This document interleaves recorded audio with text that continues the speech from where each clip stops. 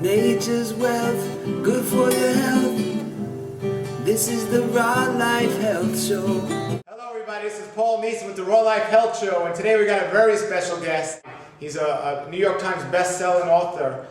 Even more important, he has such a similar story to what I have of getting healed from inflammatory bowel disease. He also has done a lot of research on the scriptures and health, but he has a great company called Garden of Life, and he actually makes raw vitamins called the Vitamin Code, is the name of his company. It's Jordan Rubin. Say hello, Jordan. It's good to be here, folks. Great to be here. A lot of people in the raw food movement should be happy to know that they have a raw vitamin out now, and it's the Vitamin Code, and you can see it on my website on rawlife.com. Why don't you tell us a little about the concept of the Vitamin Code and how you discovered it and what you're doing with that? Well, Paul, obviously, raw foodists and health enthusiasts alike know that the best food is that comes fresh, the way God created it.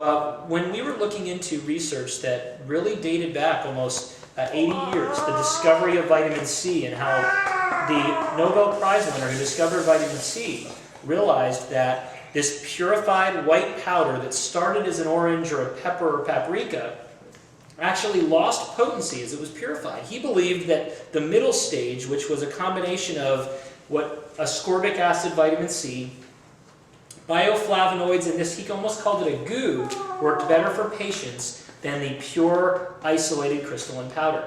A student of Dr. Spent George's, who had been to his seminars and studied under him, thought, hey, if this great Nobel Prize winner realized that pure isolated vitamins are not the way that we should supplement our diets, maybe he could take the wisdom of nature and create vitamins and minerals in a food form so that the world could supplement our deficient diets, which were in the 50s becoming rapidly more deficient. And as I studied this research, I realized that not only were these vitamins and minerals not just food-based, but they were foods.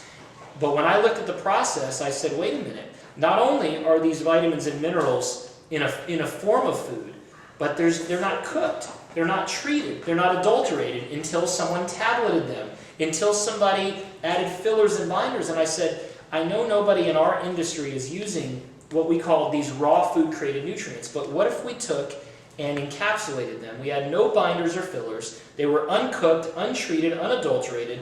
Raw foodists who were the strictest of raw foodists could open up the capsules, swallow them, or put them on their food, and those that just want raw nutrients could swallow them, and we would have not organic, but beyond organic. Because, Paul, as you know, raw food, it means alive, it means full of life, longevity, it means so many things to people in a three-letter word, and we said, I can't believe we missed this. How could there not be a solution for raw foodists? And let's face it, Paul, raw food vegans are, without sunlight, deficient in vitamin D. They are deficient in iron oftentimes, and they need good sources of B12. So I saw all these raw food vegans using B12 from activated sewage sludge or using vitamin D from lamb's wool. Now, again, I don't think those are horrible, but they're not food, and they're certainly not raw. So we thought, what if we could create the first raw food vitamin line using raw organic fruits and vegetables, probiotics, antioxidant enzymes,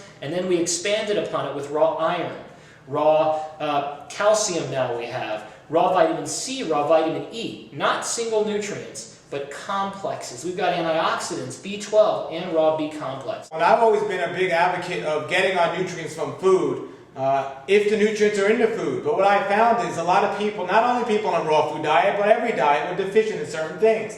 I always recommend people get their blood tested at least annually so they can know what they're deficient in and know exactly what to take. However, I was finding a lot of people out there, people on a raw food diet, people that were vegans, even non-vegan, everyone out there was deficient, and they were taking all these synthetic supplements. And was creating a big problem. So I was so excited about what you came up with. And I always advocated people take enzymes and probiotics, which your company Garden of Life has. And now they have this whole food in a supplement form, these vitamins, these nutrients that many people are deficient in. And still, we should try to get our nutrients from the food first. But if we can't, don't not take something in a bottle because you don't think it's natural. If it's going to help you and keep you healthy, you need to do that. With Garden of Life, we empower extraordinary health. Not all of our products are raw, and in fact, Paul, we didn't know you could make raw supplements completely raw until recently. We've just launched the first completely raw green superfood in powder and capsules, tastes wonderful, called Perfect Food Raw. We've got other products down the line. And again, this is not saying everyone should be all raw. I think eating a large portion of your food raw is great for most people. The point is, whether you are a raw foodist or not, you know that the best form of nutrition is an apple off the tree. You know that consuming greens from the ground, consuming leaves and plants and healing foods in the form God created is best. If you can't get enough of those foods, which we were talking off camera, gee, how do you get this particular food in this region? You know, I'm ordering raw sheep's milk from across the country. I don't have access to everything here, but unlike most people, I make an effort to find it. But what if somebody can't afford? What if somebody can't go to the trouble to find all these raw foods? Well, now you can get all the important vitamins and minerals. We have both the multis and the targeted nutrients. And as you mentioned, if someone has a blood test and they're low in B12 or iron, then they don't want to eat animal foods, which are the richest source. Now you have a raw B12, a raw iron with 20 organic fruits and vegetables, sprouts. You've got all these wonderful nutrients, and you don't have to compromise your lifestyle. And one thing that I realized, Paul, is that I formulate products to meet needs, first for me and my family, then for the rest of the world. But if I find something better, I'm not afraid to offer something in my own product line that's better than a previous product. In fact, if I don't do that, I'm not empowering extraordinary health the way that I should be. So the vitamin code is our finest multivitamin formulation. Well, this is very interesting. I want to talk a little about superfoods, because you mentioned superfoods, and there's a lot of people in the raw food community these days promoting a lot of different superfoods. I think there's a lot of myths in the nutritional industry. I think superfoods are great, but I don't want people to think that blueberries and raspberries grown right here in America are any less beneficial than Schisandra berry, than maca, than acai berry. I believe that every region has wonderful foods. I think goji's fine and maca's okay. One challenge we've had when we were doing our vitamin code, we tried to incorporate these superfruits into the product. We had to get affidavits from every grower and supplier that it was not cooked, treated, or adulterated. Very few products can come into this country. So yes, superfoods are good, but don't go out and spend $50 on a bottle of acai juice when you can get fresh blueberry. What's your opinion of raw chocolate, also known as cacao? You know, I've eaten it a few times. I haven't eaten it a lot in the last couple of years, but the only dissenter I've heard of raw cacao is yourself. However, I don't necessarily believe that it is the raw elixir that people say, and you should have it in everything. I would probably treat it similar to a raw cinnamon or something like that. Use it in small amounts. It's not something that I'm interested in personally, but if I were to give my son chocolate, I would assume to grind dried cacao, then use other substitutes. Carob's okay. I haven't found a good raw source of it, but I don't think anybody should make the raw or cooked or processed chocolate a major dietary staple. Sure. And in your great book, The Maker's Diet, and all your other books, but specifically that one, you made a couple of claims that a lot of people have been asking me about. And the claim was that a person can't be on a raw vegan diet and get all they need or be healthy. So are you saying do you feel it's absolutely impossible, or do you feel it's just not practical?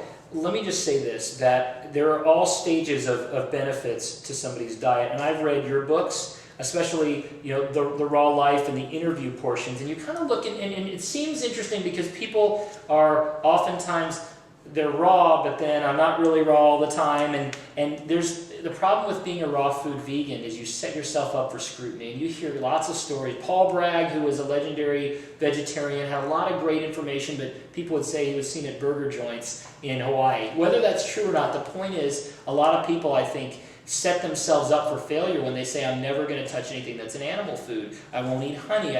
So what I think is that if someone were in an environment where the air was... Nature's wealth, good for your health. This is the Raw Life Health Show. Raw Life.